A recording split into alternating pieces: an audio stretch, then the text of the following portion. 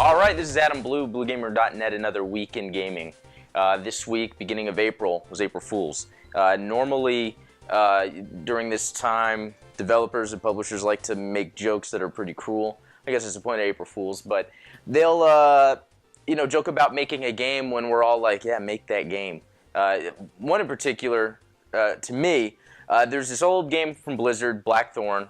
It was like an out-of-this-world flashback style game, almost like the Oddworld games, and you play this Native American fighting orcs, pretty much, saving other people, and it was a great game. PC, Super Nintendo, I have a version on 32X.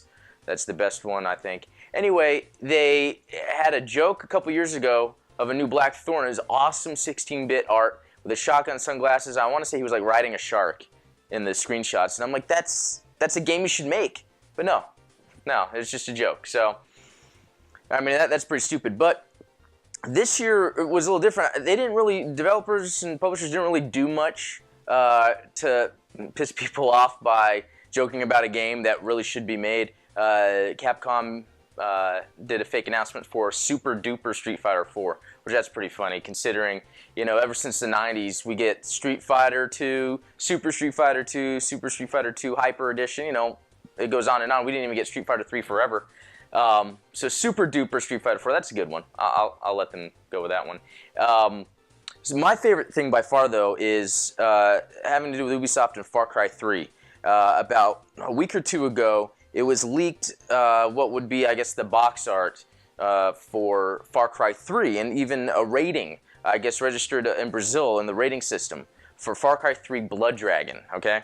And people are like, Blood Dragon, what would this mean? Well, showing the box art, it shows what looks like Michael Biehn from Terminator, but like kind of cyborg guys, kind of like the games, I guess, Metal Gear and Contra from the 80s, where the developers kind of took like Arnold or other actors from action movies and kind of like drew their characters like them. And that's what this looks like, but he's like a cyborg, and then there's a robot dinosaur shooting lasers out of its eyes, and it's all like pink, neon colored, and all totally 80s. Now, that's funny because that morning on April 1st, there's a post on BlueGamer.net where I actually even talked about how the 80s is kind of coming back in media. We've got like the movie, I think, Drive with Ryan Gosling, and awesome music. And then Kavinsky is a DJ, did music for that movie. And he also has these awesome albums that have been coming out that are all inspired by this sort of 80s look and feel. Well, Ubisoft then, for April Fool's, released a website for Blood Dragon the movie, and the tagline's like, it's 2007, it is the future. And it shows like, the website looks like it was made in the 90s. It is just talking about this being a movie, but it's really like their promo for this game. And there were sound clips for the soundtrack, and it's actually by another group called Power Glove that sounds just like Kavinsky, which is awesome. It's this 80s synthesizer style music. It's incredible. I really can't wait for this. I love Far Cry 3. I love kind of this outrageous, radical 80s-ness that's coming back. Double Dragon Neon did it last year. You can read my article about it. You can just search 80s at BlueGamer.net and probably find the article. But I can't wait for the official announcement for this game. They showed a little bit in the trailer. There's not too much of it. They're probably waiting to release that for later. But bad news, in a way. Disney bought LucasArts or whatever, Lucasfilms, George Lucas' Star Wars property or Lucasfilm property. And Disney was slowly like closing down some things, and they just shuttered LucasArts. So the video game publishing division no longer exists, and they had some games in development. Star Wars 1313 and the rumored and leaked First Assault, I think it was called. It was like a Battlefront style game that was going to be like a downloadable game. A lot of people online are just pissed, and it sucks for the developers, obviously, people that lost their jobs. Luckily, it looks like there's a lot of people hiring out there. But at the same time, lately, there wasn't much put out by them. A lot of times, you know, the Star Wars titles will then be licensed off, and another developer will make a game. You know, Knights of the Old Republic, the online multiplayer game, that's BioWare. But they were working on the first Assault, as far as I know, and then this 1313 that was supposed to be next gen, and that's about it. Because before that, it was The Force Unleashed, which was actually great in a way and was bad in a way. It had a great story. It had pretty cool level structure. The gameplay was just kind of like it's something you had to get used to.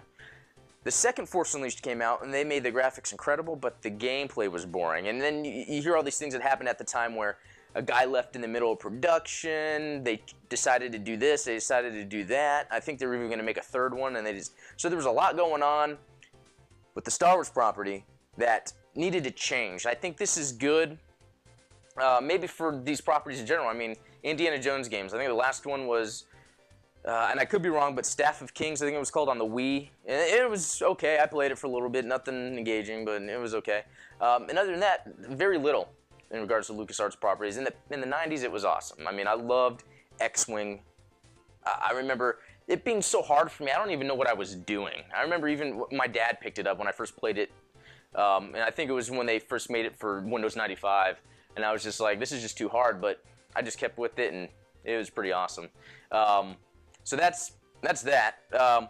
Another thing going on is, so the rumors or leaks, whatever, have been going on about the Xbox development kit, Durango, whatever it's going to be called. I think it's going to be called Infinity for some reason. It's going to be the 8 on the side. I mean, that sounds right, doesn't it? But so the leaks are these developers have the controllers in hand for the new Durango, and it is just like a 360 gamepad is right now, but a little smaller. And also what's interesting is apparently there's just zebra stripes all over it. No one knows why that is, if that's a design choice, or if there's a leak, like the PS4 controller leak, then maybe that way Microsoft can figure out who's doing the leaking and then not give them stuff anymore. But it's good to hear that the 360 controller is pretty much the same. I love that controller a lot, except for the D-pad. I think it's the best controller, gamepad I've used in a while. So it's good that they're kind of sticking with that. Making it smaller, though, is strange.